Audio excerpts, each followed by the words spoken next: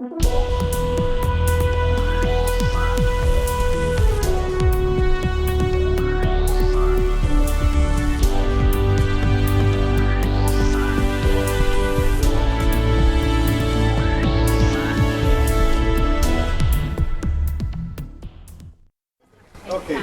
well, first of all, welcome and thank you for joining us today to celebrate this great occasion.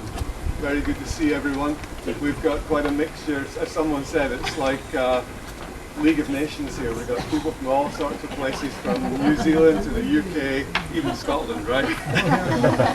Even some local Americans. Anyway, thank you for coming. I'm trying to remind myself what I was going to say here.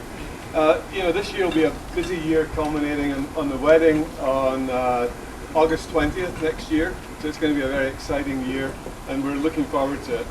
We're sure it's going to end up in married bliss for this happy couple, Susan and Brett. Susan's been such a joy to Rhonda and I, as I'm sure you're all aware.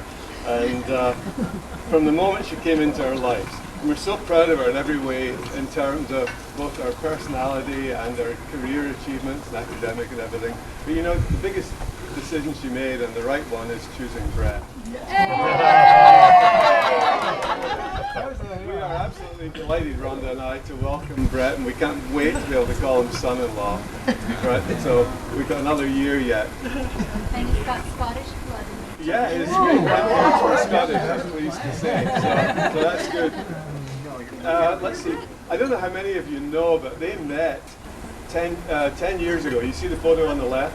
Brett was the head lifeguard at the swim club, and Susan was coaching the young kids. And they were friends then, although I've been told on good authority that he had his eye on her. Now, when you wear that little an outfit, it's not surprising. But they went off to college, and when they both graduated college, they started dating, and that was 5 years ago. So it's been a great 5 years getting to know Brett, Teresa, and Nick, and we really appreciate the company they have.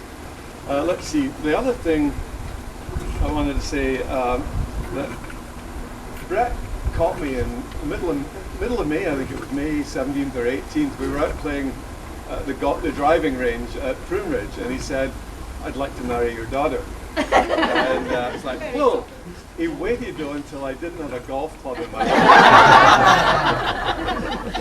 I had a steering wheel in my hands, which was even worse. But anyway, that's another story.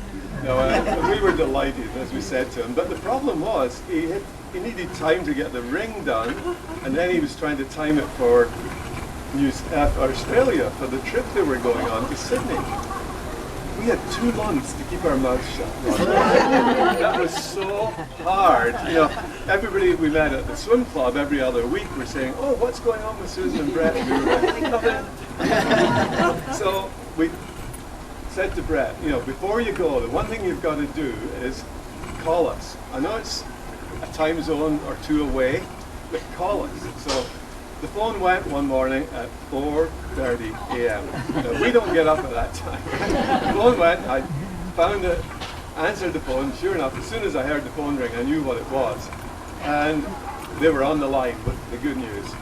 And then Susan said, "I couldn't get you on FaceTime." Get your iPhone, go on FaceTime. And I'm going, we're lying in bed. So here's Rhonda and I lying in bed, going like this, looking at the new ring. Anyway, we were delighted. It was great to get that news any which way we could get it. So we're looking forward to the wedding. I think that was the main story I wanted to share with you. And the only other thing I want to say is that Brett, we were so glad that your dad got to meet Susan, and I'm only so sorry he couldn't be here with us today. He'd be so proud of you. Thank you. So on behalf of Teresa, Rhonda and I would like to have you join in a toast. But being a real Scotsman, I want to do a Scottish one, but I need to read it because I haven't had time to memorize it today because everything happened at the last minute. I knew I'd get flack from Jeanette. Anyway, here's a real Scottish toast for you. It says, "May the best you've ever seen be the worst you'll ever see. May a moose ne'er leave your girnel with a teardrop in its ee. May you aye keep hale and hearty till you're old enough to dee, may I be just as happy as we wish you I to be. We want subtitles.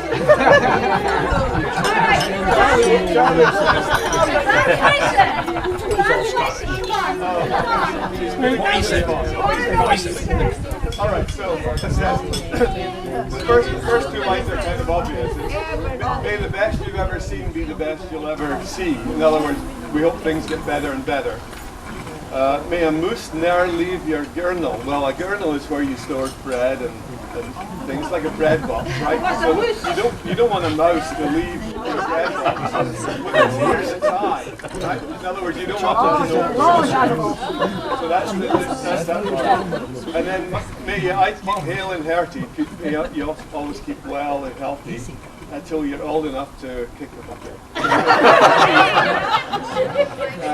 We won't go that far, right? And then may I be just as happy. May you always be just as happy as we wish you always to be. So that's the English version. Anyway, thank you all. We're going to have some food now, so thank you for joining us, and I hope we can get that heater on to help.